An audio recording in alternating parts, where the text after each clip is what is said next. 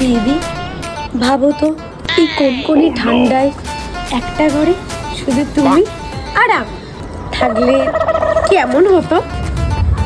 ব্যাপারটা কিন্তু বেশ জমে যেত। হ্যাঁ, একটু রামের সাথে যদি একটু গরম জল পাওয়া যেত, পরানটা পুরো শান্তি। হ্যাঁ রে, শুধু মদে গেল। আরে আরে আরে দাঁড়াও, কি খাচ্ছ তুমি? আরে সর্দি কাশি ঠান্ডা লেগেছে না, ওই জন্য কাপ সিরাপ খাচ্ছি একটু। আরে এই কাপ সিরাপ খেয়ে কিচ্ছু হবে না, তুমি বরঞ্চ একটু রামের সাথে গরম জল দিয়ে খাও, গলার সব কফ নেমে যাবে। তুই ওই গেল। আরে আমি তো তোমার ভালোর জন্যই বলছিলাম। ভাই, দাদু মারা গেছে। আরে ভাই, কি বলছিস? মদ খাওয়া ভাই? ভাই দাদু মারা গেছে। আরে ভাই, তাই জন্য তো বলছি ভাই, মদটা খাওয়া ভাই, একসাথে কাঁদবো। কি করে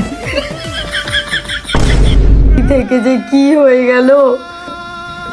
জানিস, আজকে আমাকে কত আশা করে বলেছিল ভাই একটু রাম খাওয়া, আমি সব কিছু অ্যারেঞ্জমেন্ট করে রেখেছিলাম, কিন্তু কি করে জানবে যে ওরই এরকম হয়ে যাবে? আরে ভাই, রামের ব্যবস্থাটা হয়ে গেছে। আরে ভাই, তুই তো মরে গেছিলি। ও সরি। কি করে